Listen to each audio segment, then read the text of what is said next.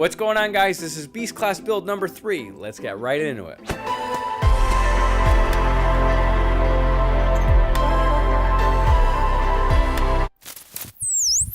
Today we are going to install the signal wires, and I might also look to install the battery power wires. For the signal wires, we are going to utilize 22 gauge wire. I had showed you guys this stuff in the parts video, and I had also mentioned that I wasn't sure if I wanted to go to a 20 gauge wire. I did pick up a box of 20 gauge, and they will not fit through the through-hole design on this PDB. Maybe on the one that you are using, if you're using something different, they will, but this 22 gauge just barely fits through there. Once this is pre-tinned, the strands will not catch the edges as I put it in, and it should float right in there. So there's that. So we're definitely going to be using this 22 gauge. And for the specific colors I'm going to use, we need ground, telemetry, and motor signal. So for ground, we're going to use black. For telemetry, we're going to use yellow. And finally, for the signal motor wires, the motor signal wires, we are going to use blue. We are going to start with the ground.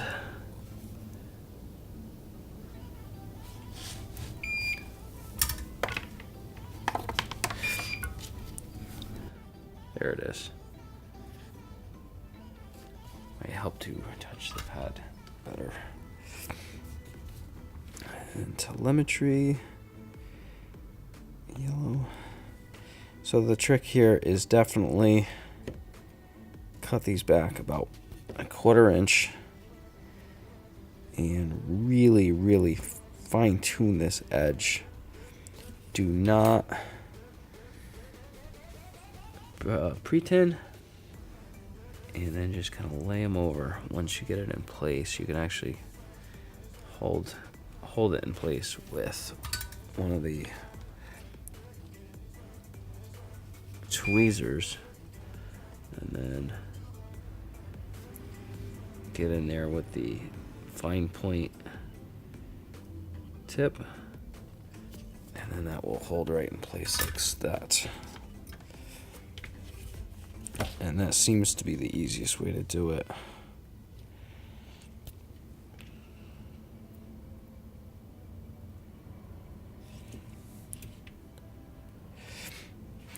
Same thing here. This is our motor signal wire. And grab that. Oops.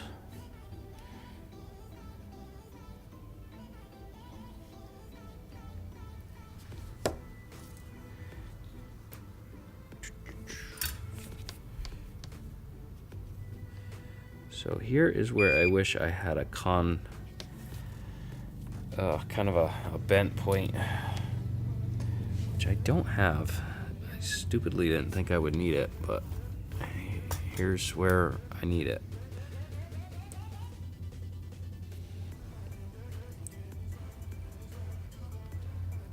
There we go. Our wires are in and secure. Next step is to make sure that we have enough length. We want to cut a little bit longer for reasons of we are going to strip back right about there, and then we can pre-tin. Same thing here. We're going to cut back about a little bit less than a 1/4 inch.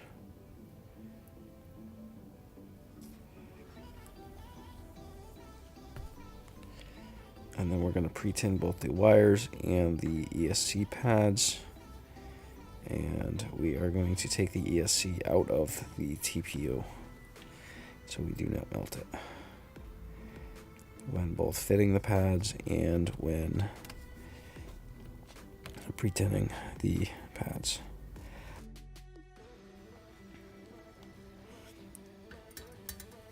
For that, we are going to go back to the 1.2 chisel tip.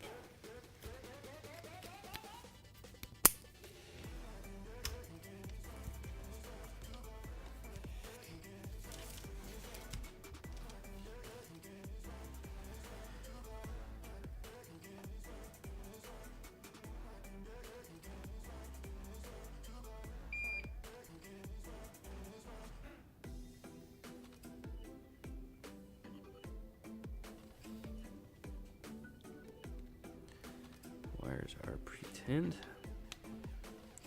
And for this guy, I think the best place to do this is upside down. Yes. And while we are upside down, we are also going to hit the backs of these connections just to solidify them in place.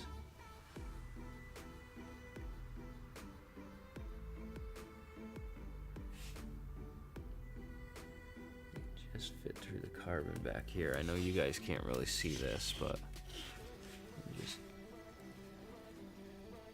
gonna tap in each. Oops.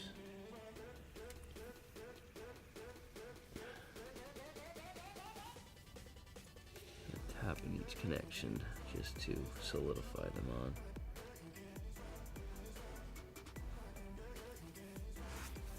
Alright, and then what I'm gonna do,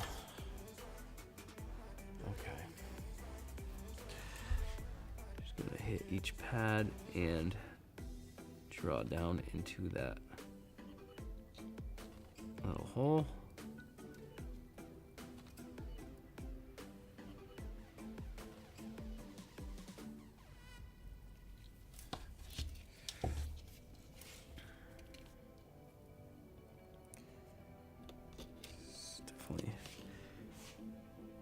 Not easy to get in there. There we go. So if you pretend the top and then just kind of draw down into it, it will suck the solder right into the joint. Just like so. The issue is the solder. We're melting out the flux. So how did we do this before? First wire is the negative. Take a negative wire.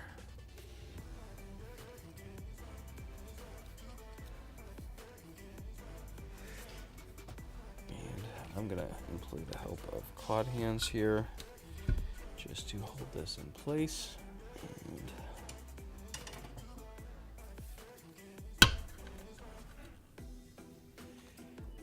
these are such big ESCs, I'm going to use 2.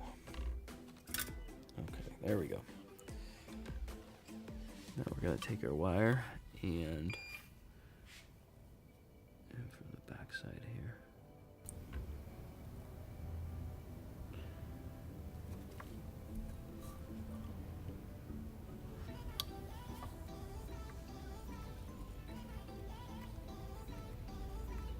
Once you get these just right, they just fall right into place.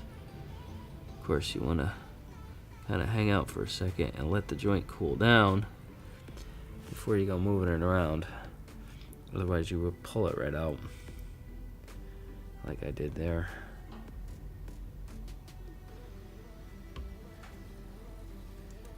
And our telemetry wire just slides right in there. That's perfect.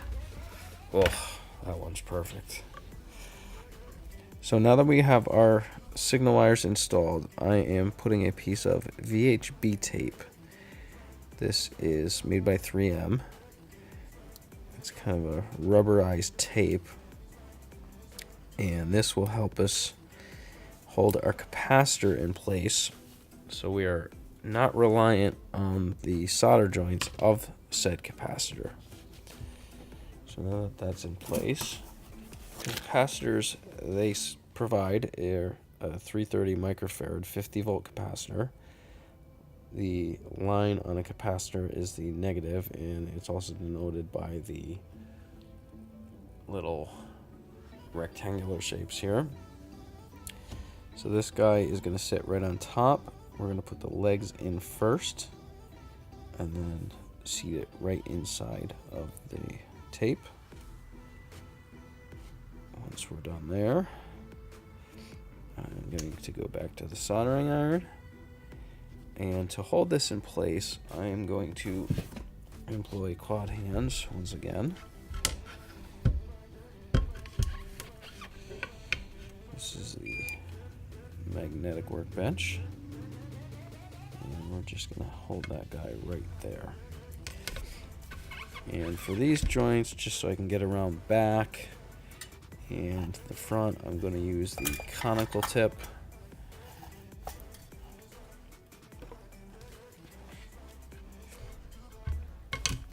And let's go ahead and get this soldered in place.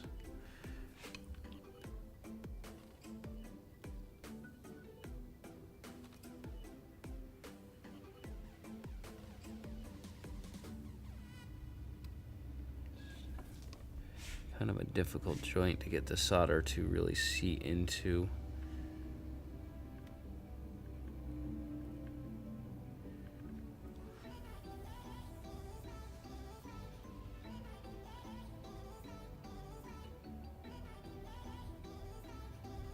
All right, and the next thing I want to do is get the top of the pad where it coats the wire, and this is the reason for the conical tip, just so I can get it in there and get behind the leg of the capacitor right there, and then just kind of hit this here just like that, and that will give us a nice joint on top. And I'm going to flow a little bit more into these legs.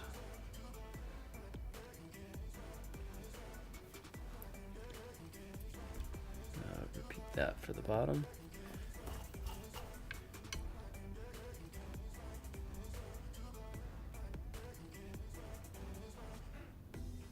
And that is a nicely soldered capacitor.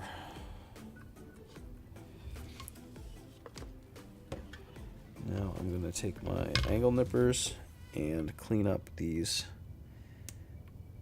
joints on the bottom here so everything's nice and flat.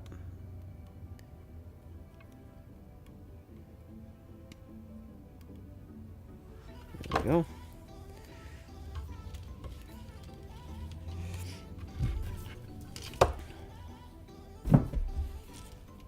So that is a completed ESC, except for the motor wires, and we're also going to come back and conformal coat. But that is how to do that.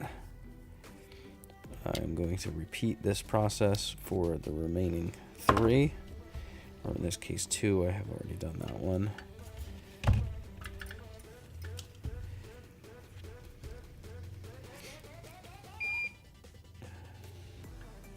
So there's that. And now we carry on. I'm going to do these off camera because my batteries are dying. And I'm going to go on the bottom and solidify the connections of the signal wires here.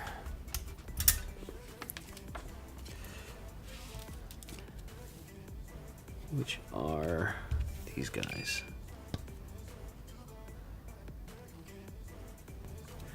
And I just kind of tap these with a little bit of heat and solder, and that really cleans them up. Alright, so that is our signal wires and our capacitors installed on our ESCs. The next thing I'm going to do is conformal coat these connections. To do that, I'm going to pull all the ESCs out and conformal coat them, let them set, and we'll be good there. Before I do that, I'm going to double check all my connections with a multimeter to make sure none of these wires have shorted together, and that will be that. Because once I conformal coat them, then we will have to actually stick the multimeter through the conformal, and we will ruin our conformal coating. So I got my multimeter here. We're going to put it on the ohm setting, and we've got it on the speaker. DC or AC doesn't matter. We're just checking continuity at this point. So what we're looking for is just a beep, and we connect the 2 leads. The signal wire first. Signal is good. Telemetry. Telemetry is good with no other things. And ground. Ground is good. And ground is... This is what I was talking about with the conformal coating. This is coated on this side. See how we kind of have... But over here we have nothing. So that's the reason I want to do all my checks now. Before that coating goes on, because we'll get false negatives.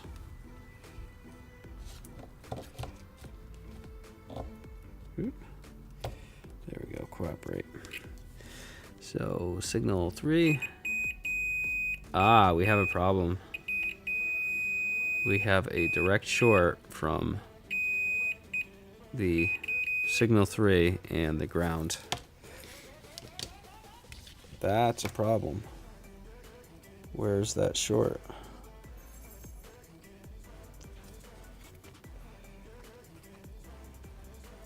That is a problem.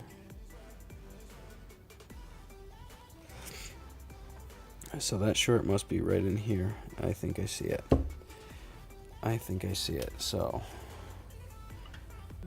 what I'm going to do is pull this signal wire out entirely and clean up this end.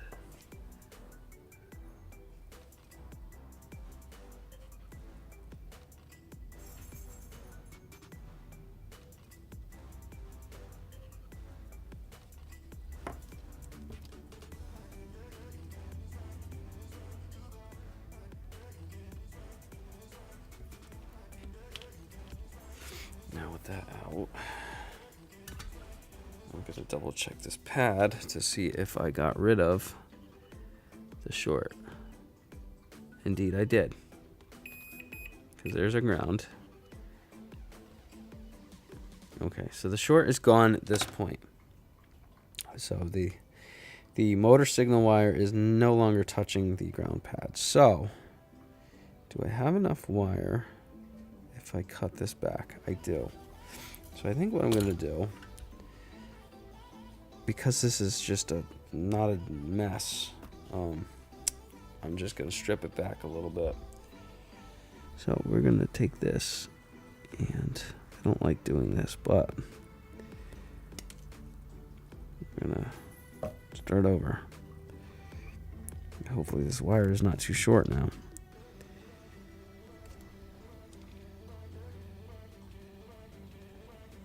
Okay, gonna pretend that. Why is nothing where I put it? All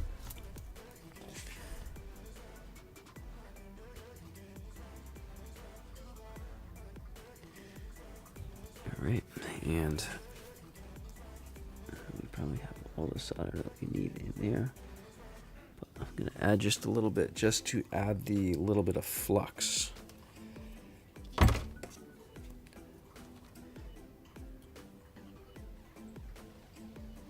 Okay, grab this here, and I'm going to pull it into place like this. Oops.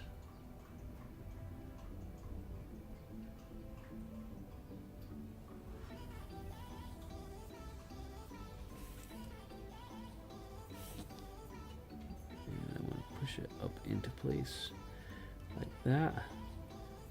And that should be good. So everything lines up. We're going to check signal 3 to ground. And that is good. Let's check our ground. Good. Ground to ground is good. Ground to signal is no positive.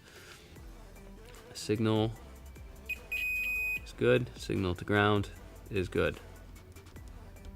Okay, so we found our short. We repaired our short. That's how to do that. It's pretty much just trial and error, and sometimes you just got to take things apart and put them back together. So be very, very, very careful with these pads because they are close, and leave yourself a little bit of extra wire. Hopefully. I think that once this thing sits that wire will no longer be too short. And also, if you get it out from around that, I think we'll be okay. Yeah. Right now we're gonna go ahead and conformal coat the remainder of the ESCs. So this stuff definitely dries kind of interestingly. And what we're gonna do is I'm gonna coat both ends of this capacitor too. Matter of fact, I'm gonna coat the whole thing. And the reason for that is because I can.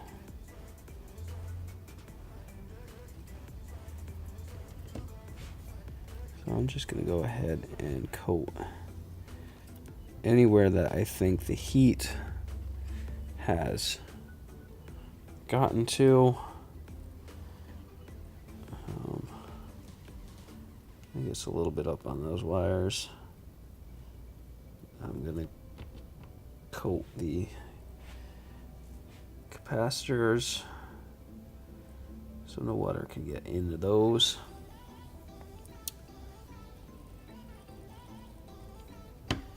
And I'm gonna go coat the backside as well, just in case. And I'm gonna be fairly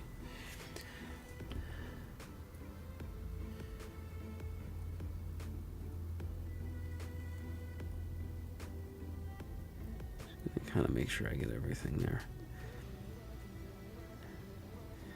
And I'm also going to go back and check to see, did I miss any spots coating last time? It looks like I got everything pretty good this time.